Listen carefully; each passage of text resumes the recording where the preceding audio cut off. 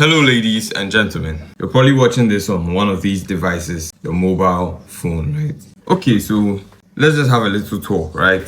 The mobile phone was made as a communication tool to help make communication easier, to put a whole computer in the palm of your hands, to have a camera, a microphone, a network chip, processing board, SIM card, a touch screen, all of that in one simple device. That's wonderful, right? It gives you access to the internet everywhere, anywhere with a portable battery that you can get access to information whenever you want. But you see, to every good thing has its own bad side. What is supposed to be a communication tool to bring people together has rather become the separating factor. Look, you've all entered an event or a place with a group of people and all you see is their heads buried in the phone, tapping away at screens, losing their minds, looking very imbecilic. I'm sorry if this hurts you, but this is the blatant truth. People bury their heads in their phone all day. Either they are actually busy or pretending to look busy. This makes communication very bad. People have forgotten how to have real life human conversations with people, real life human relationships with people, just because they are so addicted to the vertical screen. This also causes a lot of brain frying. Trust me, when I say brain frying, it's true. Let's take it back to our social media platforms, where we have Instagram introducing Reels, YouTube introducing Shorts, and TikToks. Yes, but these are vertical short form videos which have caused human beings to lose a lot of their retention hours, or should I say their attention span. Now, some human beings have less attention span than that of a goldfish. The size of a goldfish brain is smaller than this. That is how bad it has gotten. People are so addicted to brain rot content. Sometimes you can sit and scroll for 3 hours, watch over 100 videos, and you don't even remember 50 of them, but you watch them and then you laughed. Temporary satisfaction. Is that really what we strive to achieve as a generation or as a people in this world?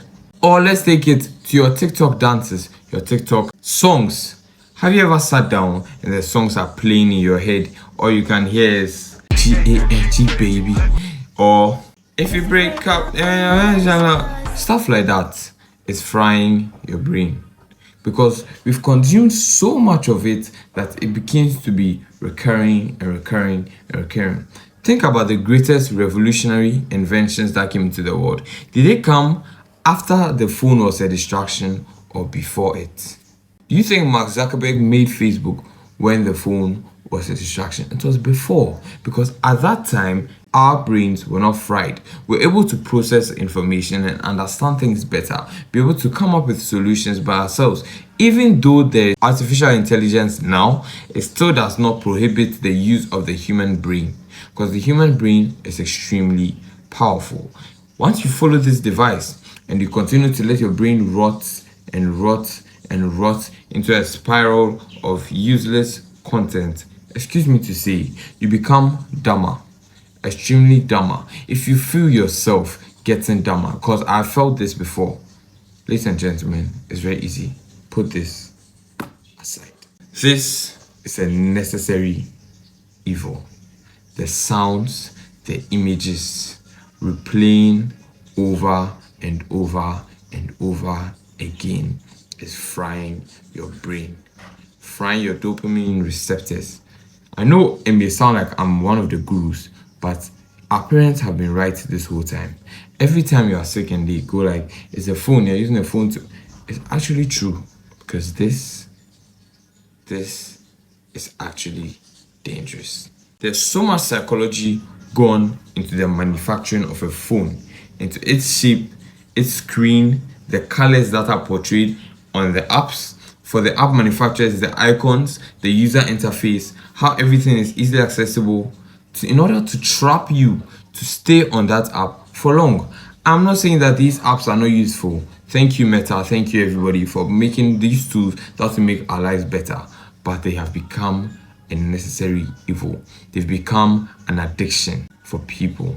Ladies and gentlemen, if you had 1 week to live, would you spend it on this? If you had 1 week to live, you would go out in nature, want to experience the earth. You would want to be with your family, be with people that matter, do things that matter in your life.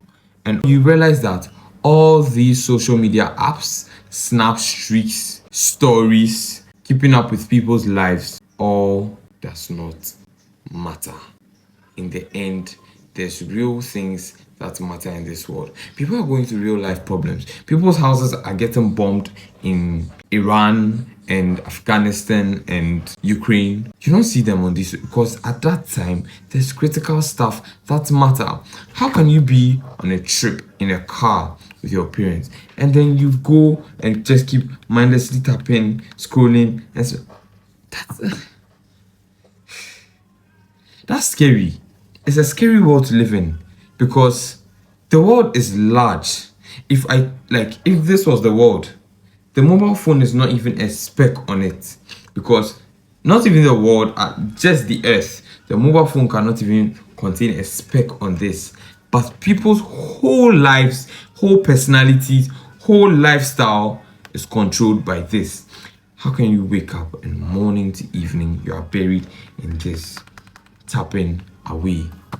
In a car going to a place, you can look at the surroundings, look at the road, look at the location, look at the way there, so that if you need to go there, right?